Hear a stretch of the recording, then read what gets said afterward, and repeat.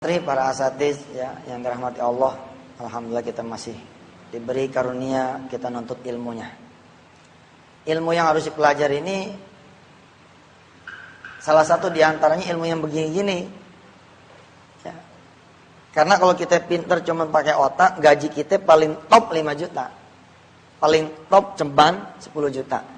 Kalau kalian bercita-cita ya pada jadi expert, jadi apa lagi, tenaga ahli, jadi manajer, jadi direktur, gaji paling tinggi segitu, 10, 20, 30, udah kayaknya nggak lebih dah, kecuali kerja di perusahaan tambang barangkali, di apa yang memang besar-besar.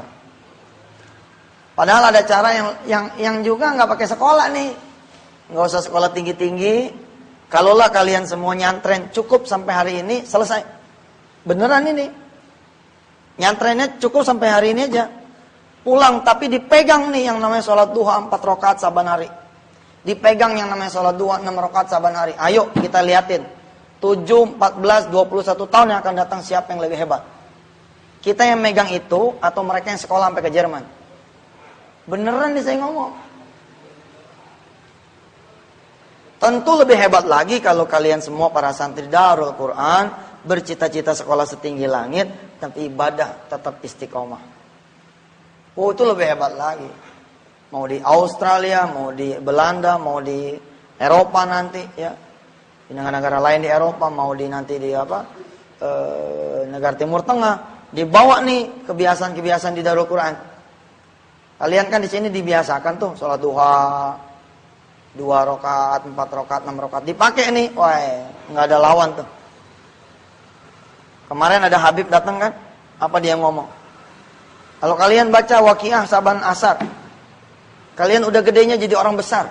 Gitu dia bilang. Kalau kalian rajinin baca Waqiah ba'da asar, kalian udah gedenya jadi orang senang. Nggak susah lagi nyari dunia, karena dunia udah dibeli sejak dari kecil. Masya Allah. Wa fi ba'di riwayah baca tengah malam, wa fi ba'di riwayah baca ba'da salat subuh. Tapi judulnya yang begini ini kan nggak ketalar sama otak, dari mana judulnya? Nggak pakai judul, ikutin aja, ntar juga tahu sendiri. Salah satu yang mendapatkan barokah, ini ada seorang kawan nih.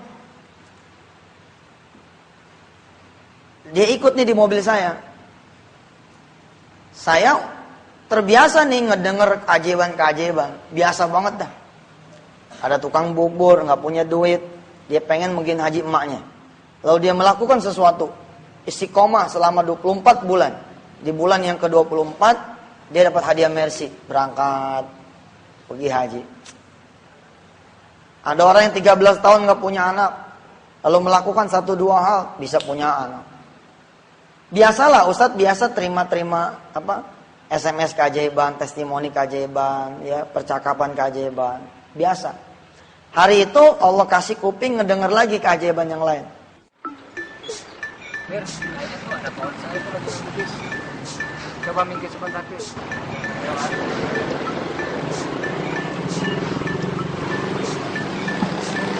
Pak Jujang mau kemana? Pak Iman ya? Oh Bang, pulang Pak. Ayo sini bareng aja. Oh boleh. Ayo.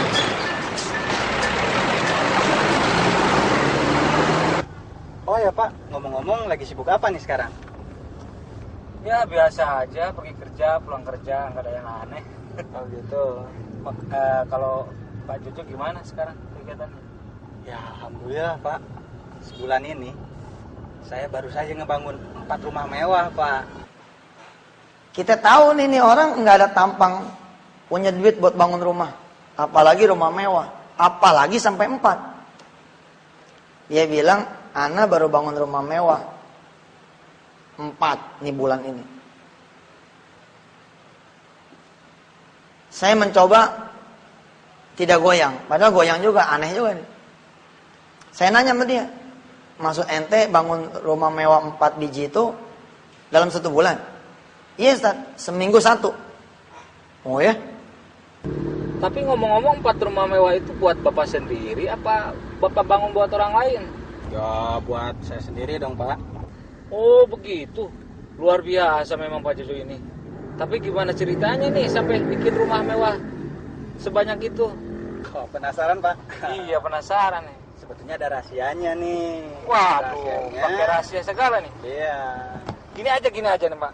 Iya. Bapak mampir aja ke rumah saya, kita ngobrol banyak di sana. Saya juga tertarik nih dengan cerita Bapak sebulan bisa bikin bangun 4 rumah mewah, kan luar biasa itu. Aduh, saya jadi ngerepotin Bapak nih. Iya nggak masalah, nanti pulang Bapak saya antar sama supir saya gitu. Wow, baik deh. Kalau gitu. Iya kita ngobrol banyak di sana. Bir, kita langsung ke rumah aja Bir. Baik, Pak. Silakan duduk. Ya, terima kasih Pak. Tunggu sebentar ya, saya mau ganti baju dulu. Oh iya, silakan Pak. Inilah rumah saya Pak. Iya, nyaman banget nih Pak. Oh iya, kok minumnya belum ada ya? Tun, minumnya Tun. Oh iya, gimana tentang rahasia yang tadi? Oh iya Pak. Penasaran Pak ya? Iya, penasaran saya tadi dengar bikin rumah 4 mewah dalam 1 bulan tuh loh. Oh itu, iya. Sebetulnya rahasianya sederhana Pak. Rahasianya tuh cuma 2. Apa tuh? Sajadah dan air wudhu. Yang bener ente. Iya bener. Itu nyatanya begitu. Iseng nih, iseng. Cerita kita tanya. Ente punya rumah mewah 4, ya. Kok nggak bawa mobil, nggak punya mobil? Apa dia bilang? Yang aneh beli kan rumah, bukan mobil. Ente bangun buat sendiri apa buat orang lain? Kan biasa tuh ya, jadi subkon, jadi apa gitu, kontraktor. Apa dia bilang? Enggak, buat simpenan aja. Hebat juga. Ketika saya tanya lagi lebih dalam, aneh kurang paham nih. Maksudnya bagaimana? Modal ente cuman air wudhu sama sejadah. Maksudnya ente wudhu, ente sholat terus dapat rumah begitu? Dia ketawa. Dia jelaskan satu hadis yang Ustadz juga apal hadisnya, cuman jarang dilakukan. Ada satu hadis yang Ustadz juga hafal, tapi dia yang melakukan, sehingga Ustadz tidak bisa bangun rumah mewah seperti yang dia bangun. Bagaimana cerita tuh hadisnya? Nah, kita coba terusin nanti, ya. Habis ini.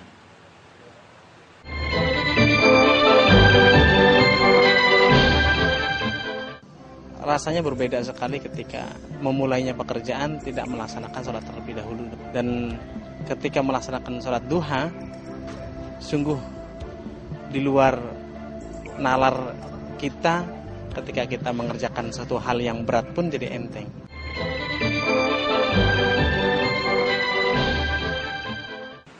Wa ba'du, ya, singkat cerita, Ustadz dibikin bengong karena ternyata modal dia benar-benar air wudhu sama sejadah. Modal dia itu tahu nggak? Apa yang kita lakukan? Yaitu sholat duha. Sholat duha doang. Gila nggak? Bayangin loh, orang bisa punya rumah itu setelah kerja keras berpuluh-puluh tahun, berbelas-belas tahun, bertahun-tahun. Ini orang cuman sholat duha, seminggu dah bangun rumah, seminggu sholat bangun rumah, seminggu bangun rumah. Nah, kemudian dibacain tuh hadisnya. Kurang lebih nih hadis begini. Siapa yang membiasakan sholat sunat duha 2 rakaat, lam yuktab minal ghafilin. Allah tidak akan catat dia sebagai orang yang lalai. Kita kan manusia sering lalainya ya, lalai sholat malam, lalai sholat berjamaah. Nah, tapi kalau kita sholat duha 2 rakaat dianggap lempeng semua tuh ibadah. Hebat gak? Lam yuktab minal ghafilin, nggak dicatat sebagai orang yang lalai. Wa man shalla arba'an, siapa yang sholatnya 4 rakaat, kataballahu lahu minal abidin. Allah catat dia sebagai hambanya yang ahli ibadah. Luar biasa ya. Murah banget. Dan sepanjang pengajian yang pernah kita adain, kita belajar fadilah yang lain kan. Kalau kita sholat sunat duha 2 rakaat rajin, Allah kasih kita apa? Bara'atun minan nar. Bebas dari api neraka. Ya. Di hadis yang lain, kita nanti dapat pintu sendiri di sorga, namanya babut duha, pintu duha. Ini pintu nanti manggil-manggil kita yang pada rajin sholat duha. Ainal ladzina yuqimuna ad-duha fadkhulu.